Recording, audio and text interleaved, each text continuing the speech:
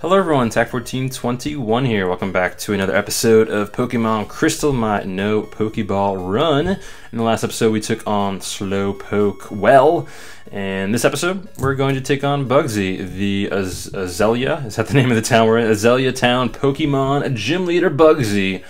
Good old bug Pokemon he has. And he's a pretty, I want to say, not very good gym leader. He has decent Pokemon. We'll go over that later. I did want to mention though very quickly, I had to restart my playthrough of this game. So this is, I tried to get my Pokemon back to as close to a level as they could possibly be. I think this is kind of where they were at when we left off. So, but the reason I did that is I wanted to use a different way of recording, a different, I guess, system. And in order to do that, I need to start over the whole game. So the reason I'm doing that, I'll get into all that. I want to first hop into some of these trainers that we have to face before we get to Bugsy. I want to battle a bunch of these trainers, so let's go ahead and get into that. But so I restarted, and the reason I did that is because I was not aware that there is actually some other Pokemon that we can catch, or we're not going to catch, but some other Pokemon that we can get without using a Pokeball. And there's a game corner in both Goldenrod City, which we'll be getting to probably in 2 episodes from now. And there's a game corner there where you can get 3 different Pokemon. And the first Pokemon is Abra. You can get for 200, I guess, coins. I don't know what their currency is. Play coins, whatever you want to call them, at the game corner there. And you can just purchase coins by either playing the machines, like the lottery machines there, or you can also just purchase coins using some money. I think it's about 1,000 for 50, something like that. I think maybe 500 you get a little bit of a discount. I think you have to pay like 10,000 or something like that. I don't exactly know what it is, but you can basically purchase some coins, and from there we would get poisoned. From there we can buy some Pokemon. So you can get Abra for 200, which is really cheap, and it's a really good place to get Abra even if you're playing the game regularly and you don't want to try to catch them in a Pokeball. You can catch Abra, or you can get Abra from the game corner. So we might do that. And then Cubone is 800 coins or whatever, and then Wobbuffet is 1,500. So we're not going to get Wobbuffet for sure. I'm considering getting Cubone. I don't want to go back to the Pokemon Center, so let's go into our pack and use an antidote. We have plenty. We have 14. But yeah, so I really want to get an Abra. There's also a way to get a Machop, and how you do that is again in Goldenrod City. You can trade an Abra to get a Machop. And so I might end up getting 2 Abras that are really cheap. I'll trade one away, and it's in the same city. The game corner is right there in Goldenrod.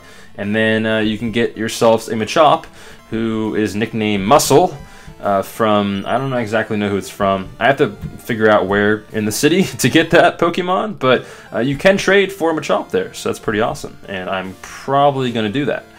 And the reason why I wanted to kind of restart this one is because there's actually a ROM, a little bit of a hack you can do, and I was okay with doing this hack.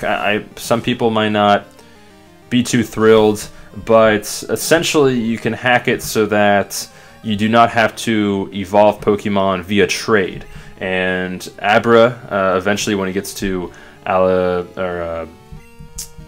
order to get an Alakazam, you need to trade your you need to trade your Pokemon, and then it evolves into an Alakazam. Similarly, if you trade a Machoke, you can get a Machop. Or no, a Machamp. So you can trade Machoke into Machamp. So I wanted to get an Alakazam and a Machamp on my team, and I'm not sure if I'll use both, but I definitely want to get them.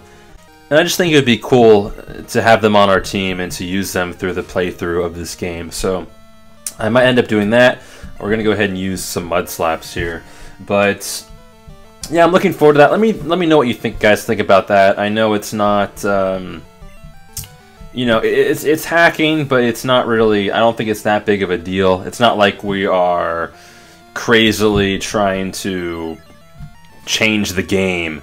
It's just that I have no way of trading my Pokemon, and normally I would just go ahead and trade them, but there's no way to do that. So I want my Alakazam and my Machamp on my team. So yeah.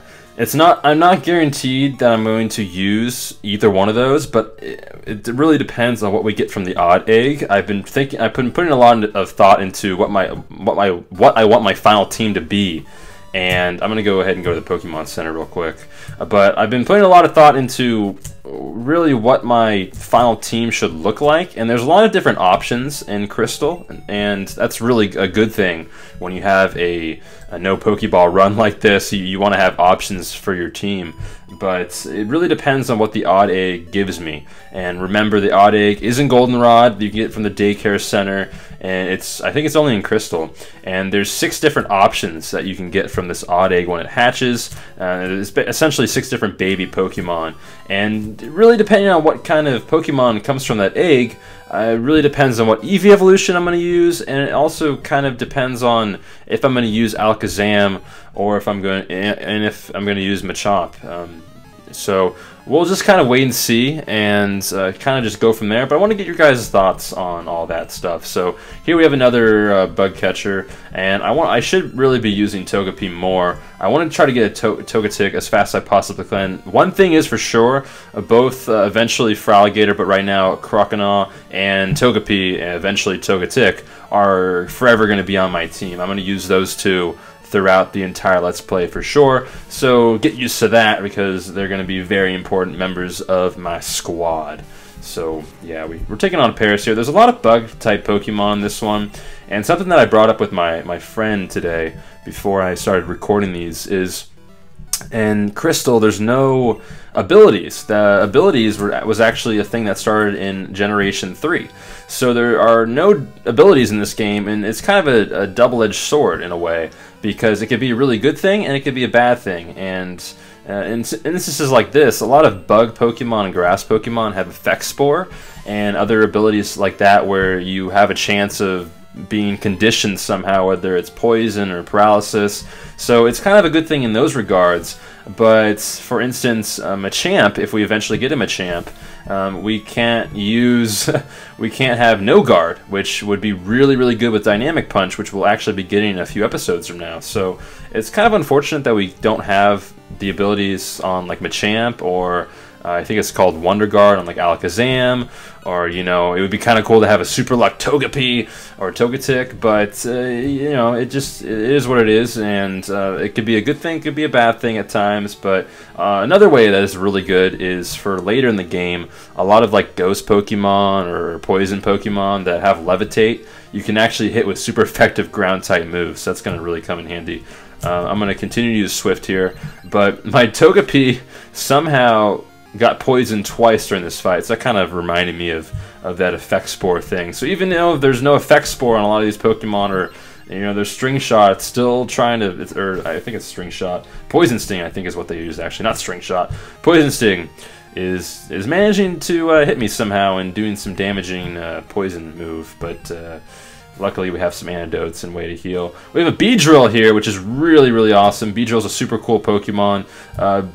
Beedrill's actually the only shiny that I've caught. I actually managed to catch a shiny Kakuna in my Heart Gold game.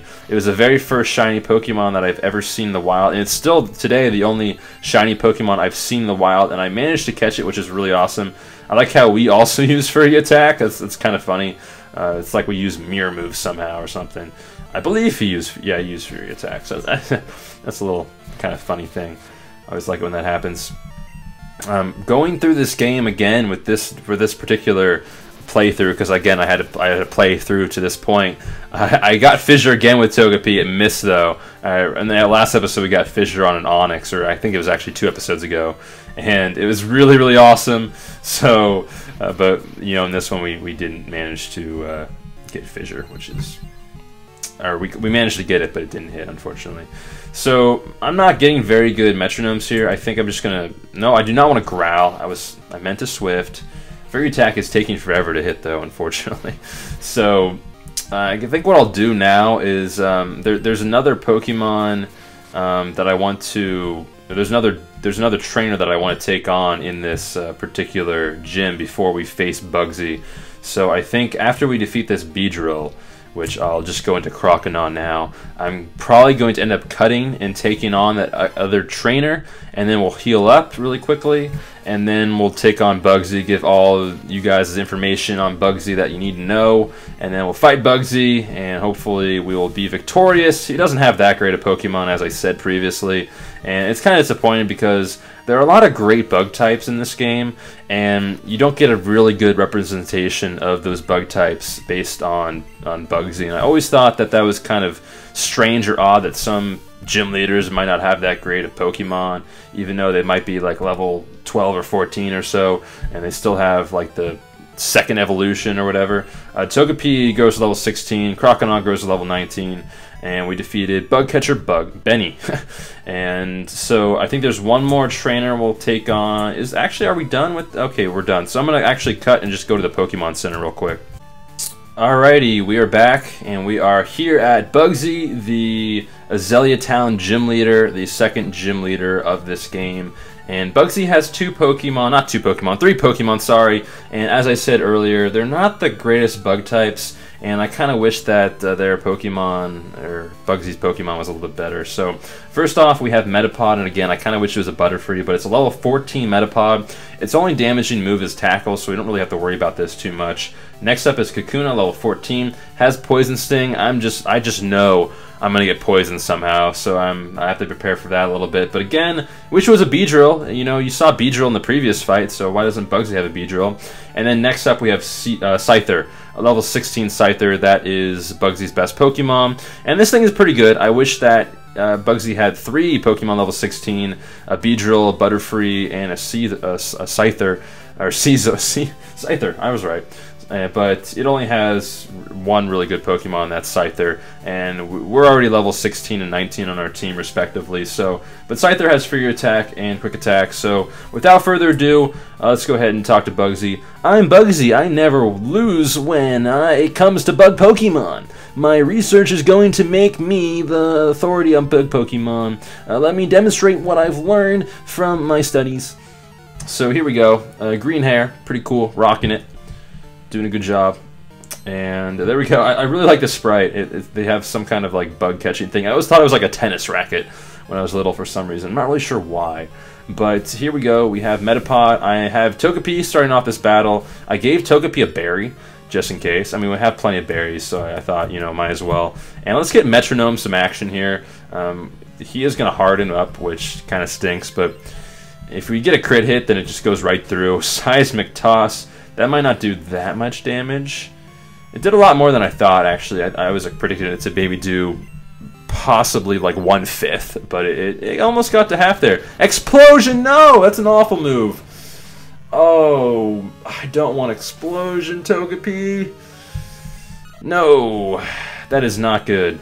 I'm pretty disappointed about that. That kind of counteracts the entire purpose of trying to get happiness to evolve into Togetic. Luckily enough, we are using Togepi in an important battle, which is a gym battle. So I believe you either get 3 or 5 happiness from using the Togepi in an important battle. But we do lose one. That's the first death of the Let's Play. This isn't a Nuzlocke, so we're just going to easily, you know, heal up and be fine. But I was hoping to get, you know, some good XP from Kakuna and from Metapod, and then I was going to try to take on Scyther, but and if things got sticky, just go into my Croconaw. But, you know, you see, I mean, 213 is pretty good for Pokemon that aren't doing that much damage. In hindsight, probably just should have swifted over and over again, but what can you do? This last Pokemon here, Scyther, this is clearly Bugsy's best Pokemon, but it's still not going to really give us that much run for our money. You can see it's taking a decent amount of damage. Scratch isn't doing that much. I probably should use Rage, which I'll probably switch to here because he's using, you know, Fury Attack. So Rage will get the job done eventually. Probably 2 more hits and we'll be able to kill this thing off. Hopefully it doesn't crit us. Wow. Oh my gosh. Can we get a kill here? Nope. Alright, so we're going to use a potion. I didn't think I would have to use a potion in this battle, but thanks to a critical hit and a That didn't heal us that much. Quick attack. You know what? Let's risk it. Can we kill this thing with a scratch? Quick attack's not going to do that much. Okay, good. There's no crit, and scratch is going to get the kill. Cool. So 640, which gives us level 20. So we really need to make up for this amount of XP that we got here and start using Togepi primarily on our team for a little while until Togepi catches up with Crocodile. There's a 4 level difference, but we get the Hive badge from Bugsy, which is awesome. And also, I thought it was kind of strange that Bugsy used all Generation 1 Pokemon, and there's some pretty cool Gen 2 bug Pokemon out there that I wish that Bugsy would have used. Do you know the benefits of Hive Badge? If you have it, Pokemon up to level 30 will obey you. Pokemon that know Cut will be able to use it outside of battle too. Here, I also want you to have this. Attack received TM 49, which is, I don't know, is it Fury Attack? It's my first guess. Fury Cutter. Okay. Did Scyther have Fury Cutter or Fury Attack? I thought he had Fury Attack, but I wasn't paying attention too much. Isn't that great? I discovered it. Okay, cool. So that is Bugsy, the Azalea Town gym leader. And pretty cool gym leader. Has isn't the toughest. I wish Bugsy was like one of the 7th or 8th gym leader and had some pretty good bug Pokemon, because I kind of like bug Pokemon. I've made some bug teams on like Pokemon Showdown and stuff, but we're gonna call it a wrap here. We got our 2nd gym badge, the Hive badge from Bugsy, and we trained up our Totodile. Not our Totodile. It's a Crocodile now. Our Togepi fainted, unfortunately, but Togepi is better now, as proof. And we need to get Togepi some more levels. So in the next episode, we will be trying to head to Goldenrod. It's going to be a pretty exciting episode, so be sure to stay tuned to that. And I will see everyone next time. Peace.